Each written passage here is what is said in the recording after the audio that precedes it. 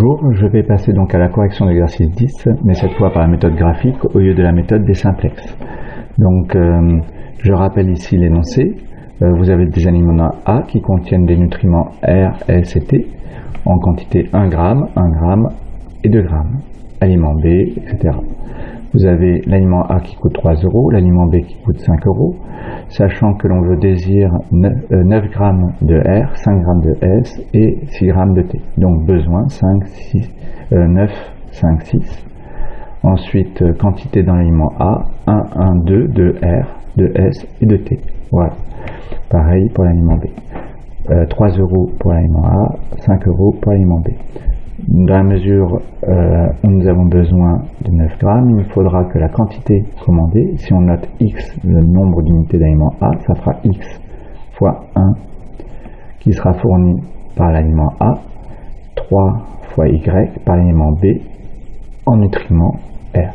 Donc cette quantité 1 fois X plus 3 fois Y sera supérieure ou égale à 9. C'est la nécessité. Pareil pour S et T. Ensuite, on obtient donc ce système à résoudre. On a vu comment le faire par la méthode des simplex en passant par le dual. Pour la méthode graphique, nous procédons ainsi. Nous cherchons déjà à représenter la droite dans le cas où x plus 3y égale 9. Donc c'est une équation de droite, équation cartésienne de droite. Cette droite peut se représenter grâce à GeoGebra de la façon suivante. Vous faites x plus 9 y plus 9 y égale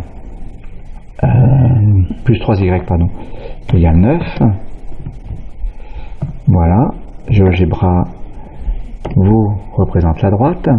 Je peux la renommer de sorte de l'appeler du nom du nutriment. Donc je vais choisir R, nom du nutriment. Voilà. Et je vais replacer bien sûr pour que ce soit vers le bas. Je fais pareil avec les trois autres droites. Alors pour vous, à la main, représenter la droite d'équation cartésienne x plus 3y égale 9 qui correspond au nutriment R. Je rappelle, vous placez les x de l'autre, vous faites moins x de chaque côté. Donc ça vous fait, je vais le faire.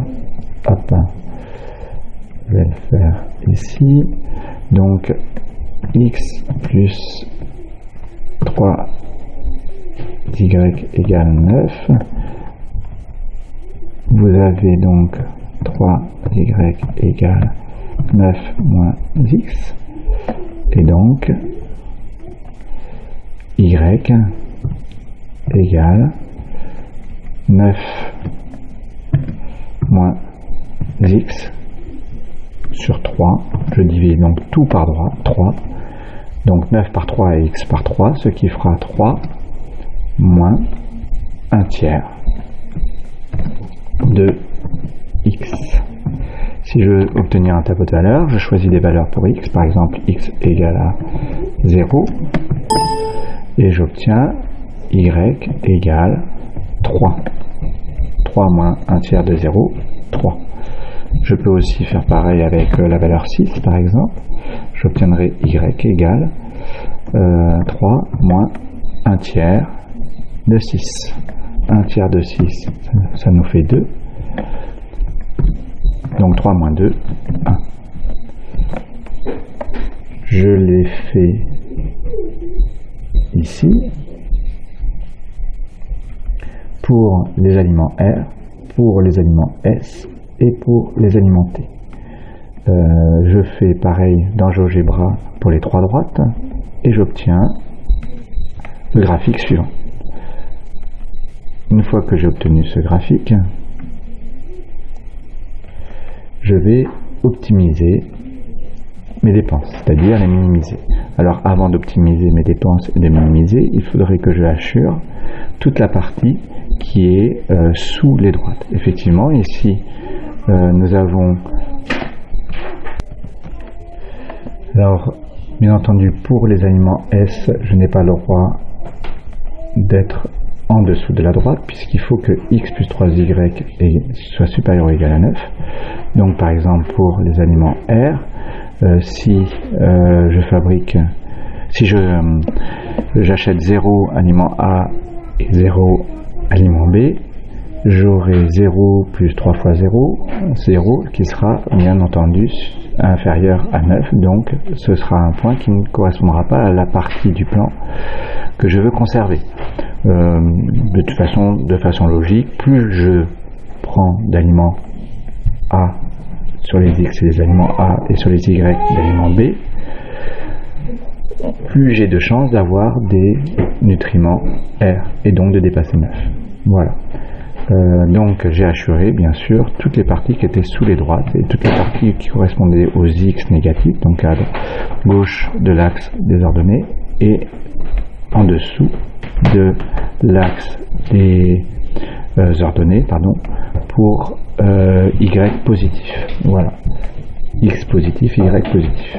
X positif, j'assure tout ce qui est ici, j'enlève tout ce qui est négatif pour X, et tout ce qui est négatif pour Y, c'est tout ce qui est en dessous de l'axe des axes. Voilà. Ensuite, je choisis un point dans l'ensemble solution. J'ai choisi le point 4, 4, le point A 4, 4, pour lequel j'ai calculé la dépense. Donc, j'ai obtenu 4 aliments à 3 euros, 4 fois 3, 12, plus 4 fois 5, 4 aliments B à 5 euros, 4 fois 5, 20, 12 plus 20, 32 euros. 32 euros est une dépense qui est possible pour répondre aux 3 contraintes liées aux besoins. C'est une dépense qui est trop élevée par rapport à la solution optimale, mais je vais représenter ici tous les points qui entraînent une dépense de 32 euros. Donc ainsi, je vais représenter les points qui correspondent à une dépense de 32 euros, donc 3 fois X plus 5 fois Y égale 32. Ceci, c'est la dépense en fonction du nombre d'aliments A, X, et du nombre d'aliments B, Y. Je mets cette dépense égale à 32 euros et ainsi j'obtiendrai tous les points qui correspondront à une dépense de 32 euros. C'est ce que j'ai fait ici. Voici cette droite. Ça correspond donc à X plus 5Y égale 32. Voilà. J'ai choisi ici de noter le curseur A comme étant égal à 32 et j'ai en fait mis la dépense égale à A. Quand je déplace ici et que je baisse ma dépense, 3x plus 5y restant identique, mais 32 diminuant, je vais avoir ma droite qui va descendre, comme vous pouvez le voir.